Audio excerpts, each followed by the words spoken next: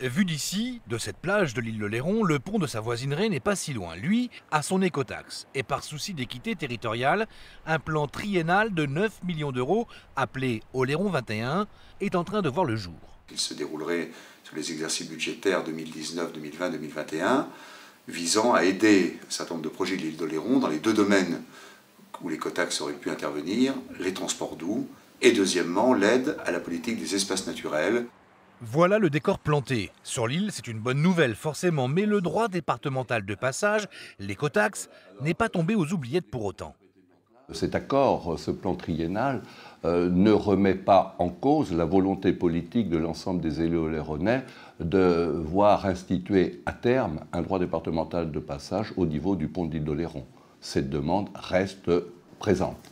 100 km de côte, 30% de marée, des besoins spécifiques et un portefeuille restreint. Voilà ce qu'affirment les élus locaux et qui justifie à leurs yeux cette aide départementale. Un peu plus d'1 million d'euros par an sera consacré aux espaces naturels. On a une diversité de milieux naturels extraordinaires. Vous avez évoqué les dunes, effectivement, c'est à la fois un espace naturel à protéger, à défendre, parce que c'est une biodiversité remarquable, mais c'est aussi un élément de défense douce de notre territoire. Et donc on a besoin d'entretenir, on a besoin également de canaliser le public pour accéder aux plages. Et en même temps, c'est vrai, on a besoin de nettoyer nos plages.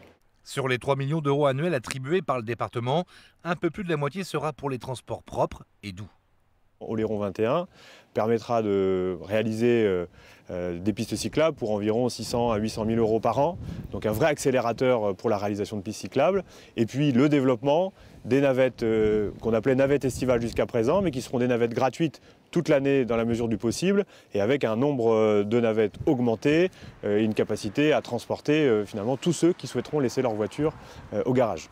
Oléron 21 doit être voté à la fin de l'année à la session d'hiver du département par les conseillers, les mêmes qui ne voulaient pas entendre parler d'écotaxe sur l'île.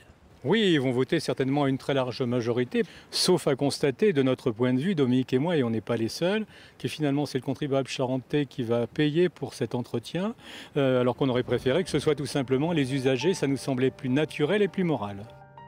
Ce plan triennal est en cours d'écriture entre les élus de l'île et le conseil départemental de Charente-Maritime. Il devrait voir le jour avant l'été et mis en place le 1er janvier 2019.